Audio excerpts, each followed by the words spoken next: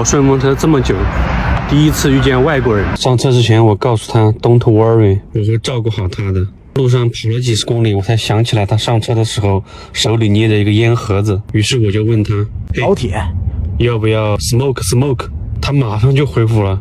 耶，然后跟我嘀嘀咕噜的说了一句，我也没听懂，感觉大概意思就是能不能在车里抽烟？中国人都不能在我车上抽烟，更何况外国人。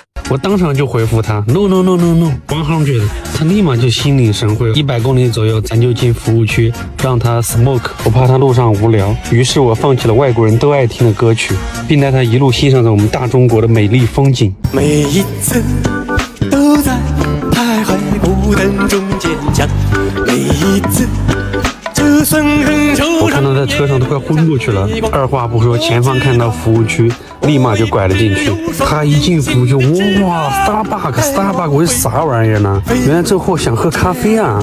我的个乖乖！高速服务区的星巴克，这外国人看了眼睛都亮了。别说是外国人了，就连我都是第一次在服务区又看到肯德基，又看到星巴克。You not latte, right? Latte. No latte. Yeah. I don't know which one.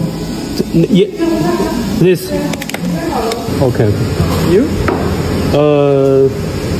Double.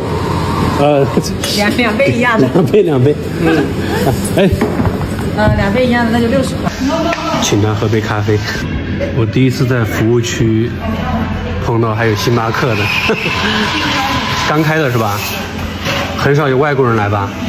有的。哦。哦，咱们虽然不崇洋媚外，但是要展现我们的大国担当，对不对？请喝杯咖啡还是没问题。这是我们的是吧？Delicious. Yeah, good. Good. Go. Starbucks. Just so. 这单顺风车才多少钱？这请他喝个 Starbucks， 30块钱一杯，在高速上面，2杯就去了我60。我这一单是一点都没省到，心痛。于是我又给他放起了他们爱听的歌曲 ，Go Let's Go， 并且欣赏了我们大美中国的风景。万万没想到，最终我提前半小时把他送到了目的地。下车的时候还不断的跟我说 "See you later"， 我的乖乖，下次咱还能碰得见吗？有这么顺路吗？